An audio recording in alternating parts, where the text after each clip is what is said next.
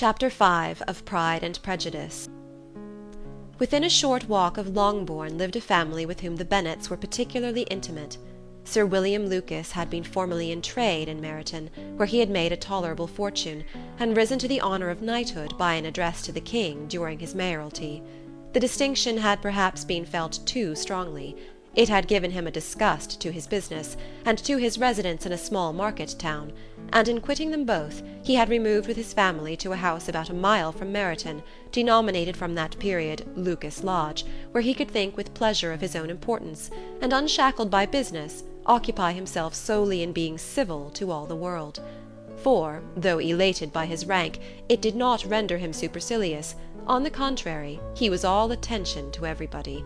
By nature inoffensive, friendly, and obliging, his presentation at St. James's had made him courteous. Lady Lucas was a very good kind of woman, not too clever to be a valuable neighbour to Mrs. Bennet. They had several children. The eldest of them, a sensible, intelligent young woman about 27, was Elizabeth's intimate friend. That the Miss Lucases and the Miss Bennet should meet to talk over a ball was absolutely necessary, and the morning after the assembly brought the former to Longbourn to hear and to communicate. "You began the evening well, Charlotte," said Mrs. Bennet with civil self-command to Miss Lucas. "You were Mr. Bingley's first choice." "Yes, but he seemed to like his second better." "Oh, you mean Jane, I suppose, because he danced with her twice. To be sure that it did seem as if he admired her. Indeed, I rather believe he did. I heard something about it, but I hardly know what. Something about Mr. Robinson." "Perhaps you mean what I overheard between him and Mr. Robinson. Did not I mention it to you? Mr. Robinson's asking him how he liked our Meryton assemblies, and whether he did not think there were a great many pretty women in the room, and which he thought the prettiest, and his answering immediately to the last question, 'Oh, the eldest, Miss Bennet, beyond a doubt. There cannot be two opinions on that point.'" "Upon my word! Well, that is very decided indeed. That does seem as if... But, however, it may all come to nothing, you know." "My overhearings are more to the purpose than yours, Eliza," said Charlotte. "Mr. Darcy is not so well worth listening to as his friend, is he? Poor Eliza, to be only just tolerable." "I beg you would not put into Lizzie's head to be vexed by his ill treatment, for he is such a disagreeable man that it would be quite a misfortune to be liked by him. Mrs. Long told me last night that he sat close to her for half an hour without once opening his lips." "Are you quite sure, ma'am? Is not there a little mistake?"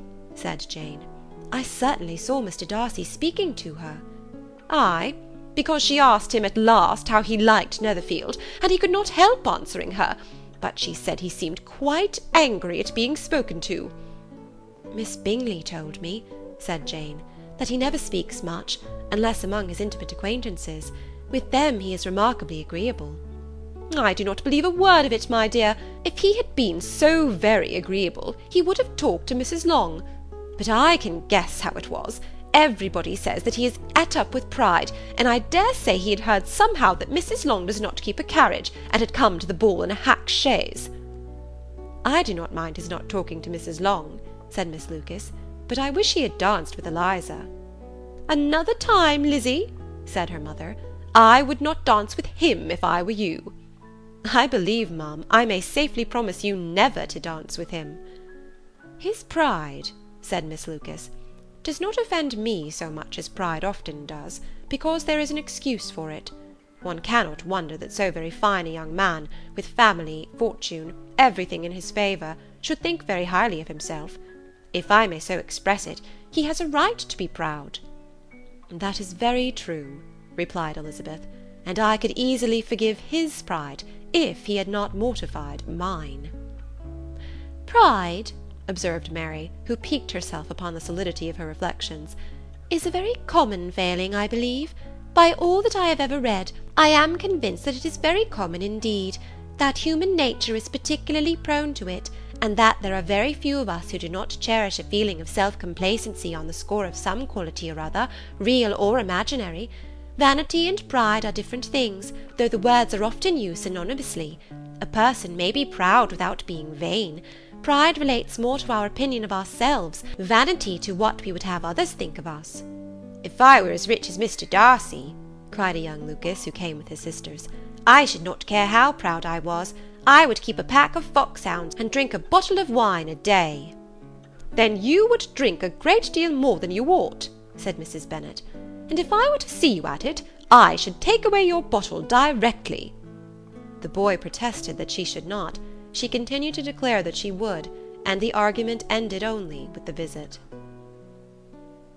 End of chapter 5.